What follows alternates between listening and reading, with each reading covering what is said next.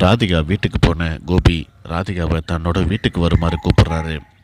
ராதிகா மயு 2 பேருமே எப்போவுமே என் கூடவே தான் இருக்கணும், திரும்பவும் அந்த வீட்டுக்கு வாங்க அப்படிங்கிற மாதிரி கம்பல் பண்ணி கூப்பிட்டுருக்காரு. என்னால் அந்த வீட்டுக்கு வர முடியாது அப்படின்ட்டு ராதிகா சொல்கிறாங்க. அந்த வீட்டுக்கு வந்தால் உங்கள் அம்மா என்னை ஏற்கனவே கழுத்தை பிடிச்சி வெளியே தள்ளியிருக்காங்க, அந்த ஞாபகம் தான் எனக்கு திரும்ப திரும்ப வந்துகிட்டு இருக்குது, நான் வரமாட்டேன் அப்படின்னு சொல்லிட்டு ராதிகா பிடிவாதமாக இருக்காங்க. நீ கண்டிப்பாக வரணும் அப்படின்னு சொல்லிட்டு எனக்கு எப்போ என்ன ஆகும் அப்படிங்கிறது எனக்கே தெரியல, திடீர்னு நெஞ்சு வலிக்குது, நான் இன்னும் எத்தனை நாட்கள் உயிரோடு இருப்பேன் அப்படிங்கிறதே எனக்கு தெரியல, இருக்கக்கூடிய நாட்களில் உங்களோட சந்தோஷமாக இருக்கணுன்ட்டு நான் நினைக்கிறேன் அப்படின்ட்டு இங்கே சென்டிமெண்ட்டாக பேசவும் ராதிகா மையோவை கூட்டிக்கிட்டு கோபி கூட அவங்க வீட்டுக்கு புறப்படுறாங்க. இன்னொரு பக்கம் கோபியோட வீட்டில் காட்டுறாங்க.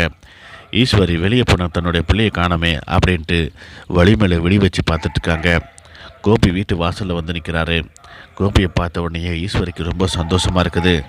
ஏப்பா வெளியே நிற்கிற, உள்ள வாப்பா அப்படின்னு சொல்லி கூப்பிட்றாங்க. கோபி பின்னாடியே ராதிகாவும் மையுவும் வராங்க. இதை பார்த்துட்டு அதிர்ச்சியாகி போகிறாங்க. என்னப்பா இங்கே கூட்டிகிட்டு வந்துட்டேன் அப்படின்ட்டு ஈஸ்வரி கேட்குறாங்க.